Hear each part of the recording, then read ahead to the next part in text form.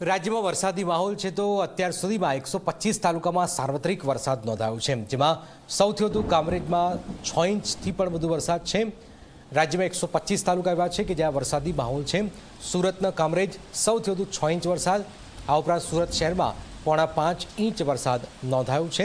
વલસાડની અંદર પારડીમાં 4.5 ઇંચ વરસાદ નોંધાયો છે। આ ઉપરાંત 54 તાલુકામાં એવા છે કે જ્યાં 1 ઇંચ કરતાં વધુ વરસાદ હાલમાં નોંધાયો છે। હિતલ અમારી સાથે જોડાયા છે ગાંધીનગર। હિતલ, 125 તાલુકામાં ક્યાંય કોઈ નુકસાનની ખબર છે એમાં?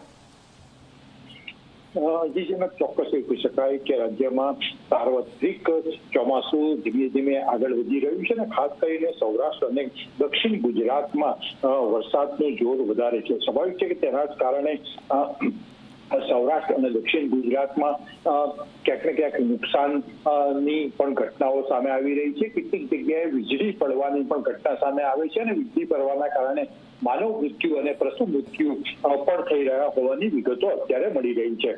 જે પ્રકારે જોવા જઈએ, આજે દિવસ દરમિયાન 125 તાલુકામાં વરસાદ છે, એમાં સૌથી વધારે વરસાદ જે દક્ષિણ ગુજરાતમાં જ રહ્યું છે, અને ખાસ કરીને સુરતના કામરેજમાં 6 ઇંચ જેટલો વરસાદ વરસ્યો છે, જ્યારે સુરત શહેરમાં પણ 4.5 ઇંચ જેટલો વરસાદ છે, અને વલસાડના પારડીમાં 4.5 ઇંચ જેટલો વરસાદ પડ્યો છે। સ્વાભાવિક છે કે રાજ્યના 54 તાલુકા એવા છે કે જ્યાં 1 ઇંચથી વધારે વરસાદ છે, અને હવામાન વિભાગની આગાહી આગામી 24 થી 48 કલાકમાં પણ આ જ પ્રકારે રાજ્યમાં ભારેથી અતિ ભારે વરસાદની આગાહી કરવામાં આવી છે।